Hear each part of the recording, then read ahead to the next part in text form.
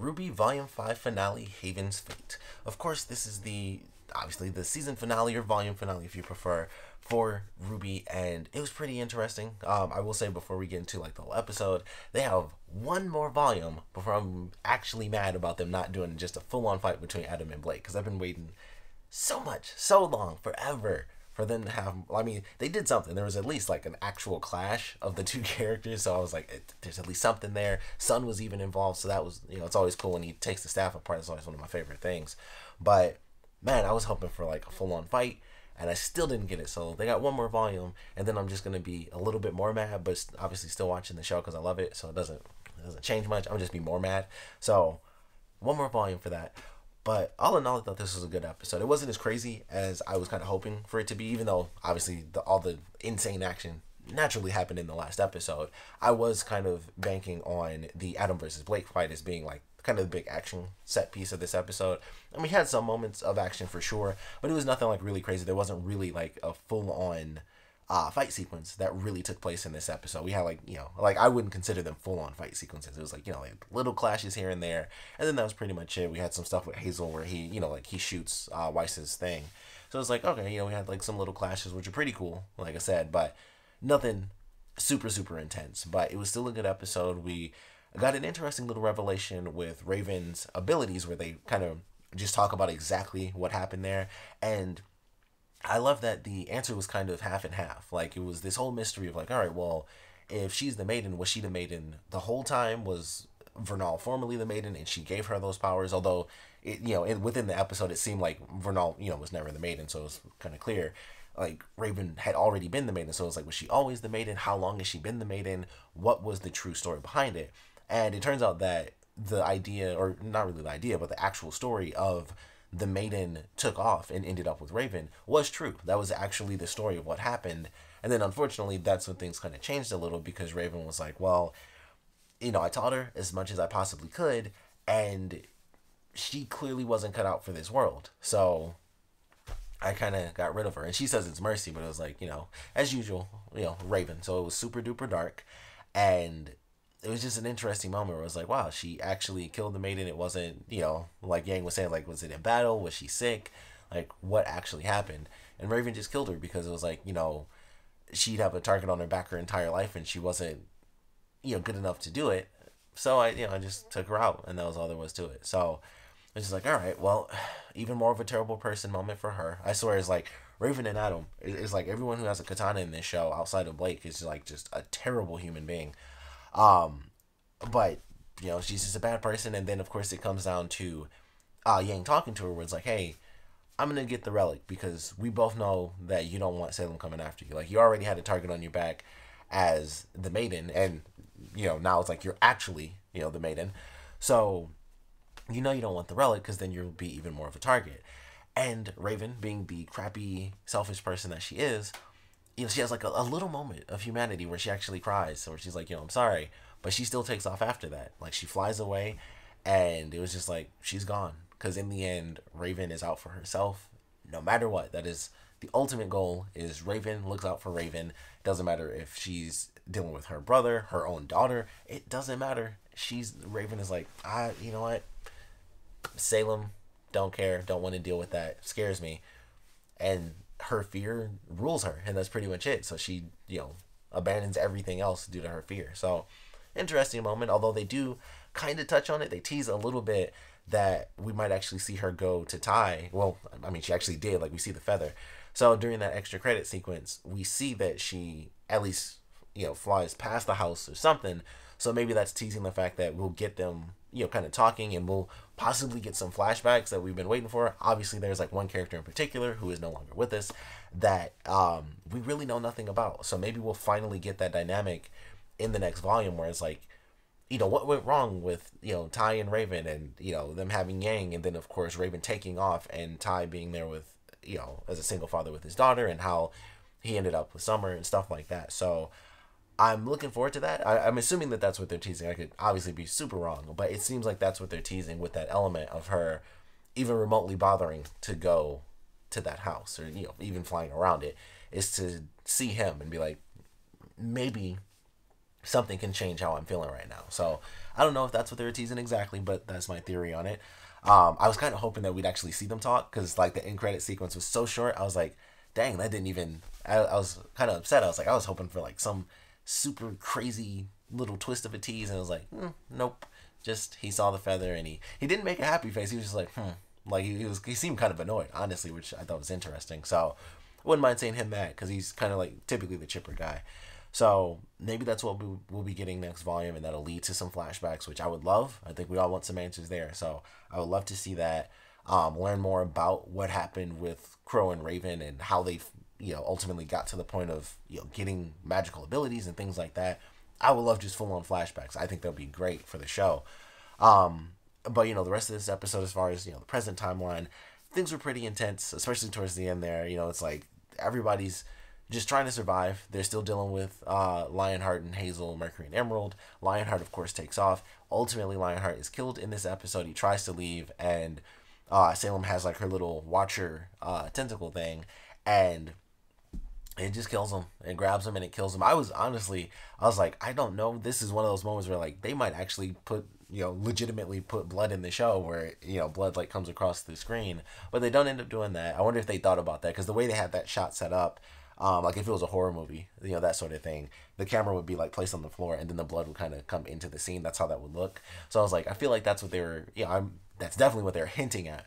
But I wonder if they were like, should we do it? Should we not do it? But that's definitely kind of the camera angle that they chose, where it's like it's on the floor and we see him get dragged back and we hear like him being stabbed and stuff like that, and he dies. So he's gone. I thought they might do something with him as far as him, kind of flip-flopping back and forth, like, oh, crap, the villains failed, so I'm going to go back to being with the heroes, but it'll be an outcast, that sort of thing. But it's like, no, he tried to leave, and, Salem caught him, and Salem killed him, and that was pretty much it. So he's gone forever, and I don't know what that means. Like, with them having killed off, even if his characters we don't know, so many huntsmen and, huntresses have been killed off, and now you have, two headmasters gone with, Ozpin obviously being with Oscar and, Lionheart now being officially dead.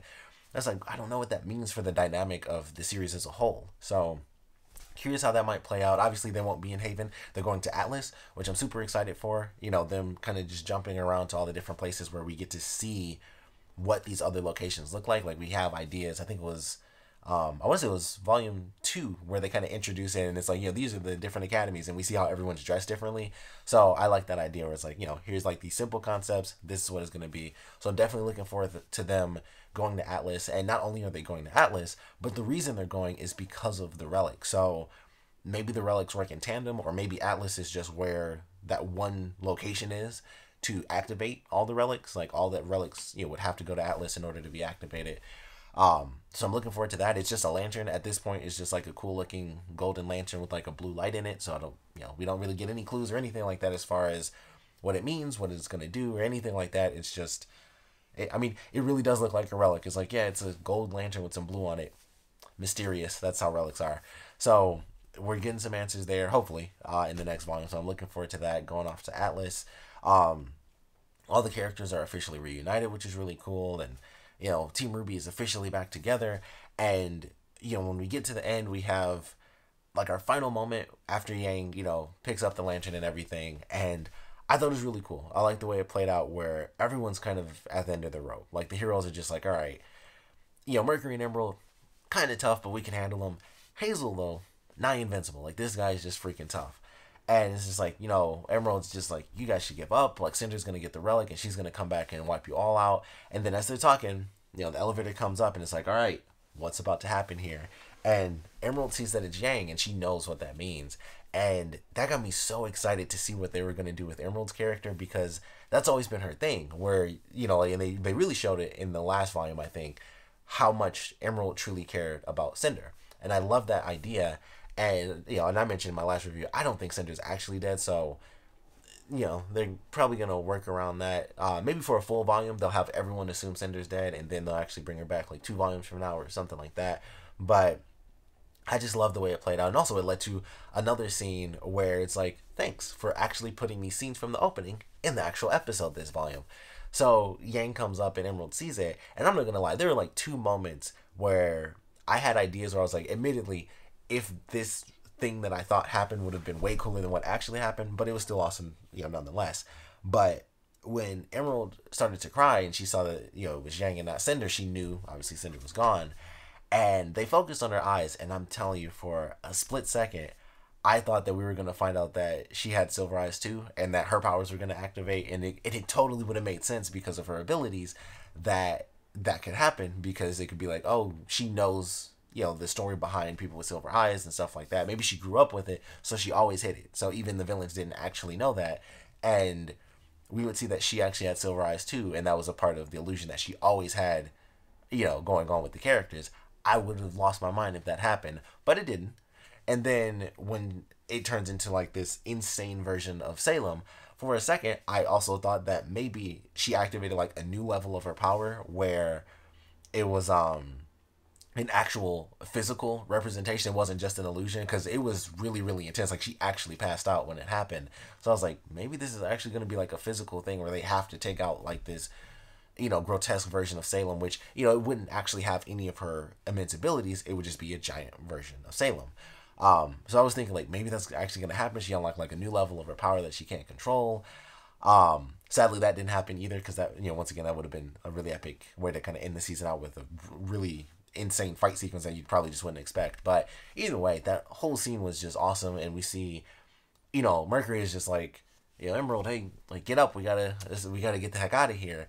And then, for Emerald, it was just like, I cared about this person. She like, she saved me, and she's dead now. I don't know what to do.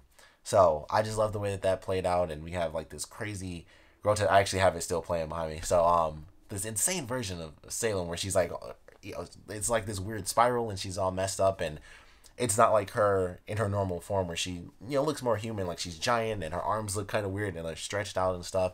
And it's this sort of grotesque version. It's almost like this is how Emerald sees Salem in her mind, where it's like she sees this normal figure, but she knows that it's much more grotesque. It's like there's something beneath the surface that's a lot darker. So I love that idea. I love the way that played out. And like I said, I'm super freaking excited to see whatever they end up doing with Emerald and Mercury. And I think they're really gonna focus on Emerald. So I'm looking forward to that. Based on the scene when all the characters are taken off, I assume Adam is going to join back up with them. It's kind of hard to tell. Like, maybe he'll join up with them, maybe he won't, because he does let them run past, and then he goes, I think, in the opposite direction of them, actually. So I don't know what he can do on his own, because everyone that he was with the White Fang, or, that version of the White Fang, that's gone now. Like, he's by himself. He's, the outcast. There's probably going to be a couple more people that are still kind of on his side, but it's like, he's an outcast now. Like, what is he going to do if he doesn't team up with the rest of the villains? So I'm looking forward to how that's going to play out with Adam, and what's going to happen there. But I love the way they handle the villains in this one, where it's like, all right, definitely teasing some good stuff for Emerald, so I'm really looking forward to that. Adam, I just don't know what to expect from that guy. He's insane, and he's on his own, so that should be pretty fun. But all in all, definitely an entertaining volume. Definitely a good finale. Like I said, not as action packed as I would have loved. Just like that one sequence, just Adam versus Blake. That's all I wanted. But it was still good. We had a little clashes, and mostly it was just story based. The characters are, finally back together, and we're going forward into something that, now that they have the relic, who knows what that means? When they actually get to Atlas, what is that going to do? So I'm looking forward to that. Looking forward to what that means for characters coming back. We're going, different places. Everybody went home after the cast of the last volume, so we're going to get to see characters come back. I would assume we're going to get to see new characters, because every volume always adds somebody new. So we're going to get somebody new. But I'm definitely looking forward to what we're going to be getting next volume. Of course, would love to know what you guys thought about this finale, so please comment below. Let me know your favorite parts about it, least favorite parts about it, and naturally, with this volume as a whole, I want to know your favorite moments from it. I think the reveals within the last couple episodes, the action, all that stuff, of course, has been absolutely phenomenal. I think this volume was actually really good for answering a lot of questions. I think Volume 4 didn't really do that. Like, I think it answered like maybe one question, I think, in the last volume, but this one I was like, okay, this is happening. Ozpin's, thing is not a relic. His cane is not a relic. And they kind of answered a couple questions. He's like the sage, or the wizard from the story, the maiden story. So we got a lot in this volume, and I really like it for that. The action was also really good too. Like, some of the scenes were actually really, really cool. Yang fighting was pretty awesome early on when she first went to the camp.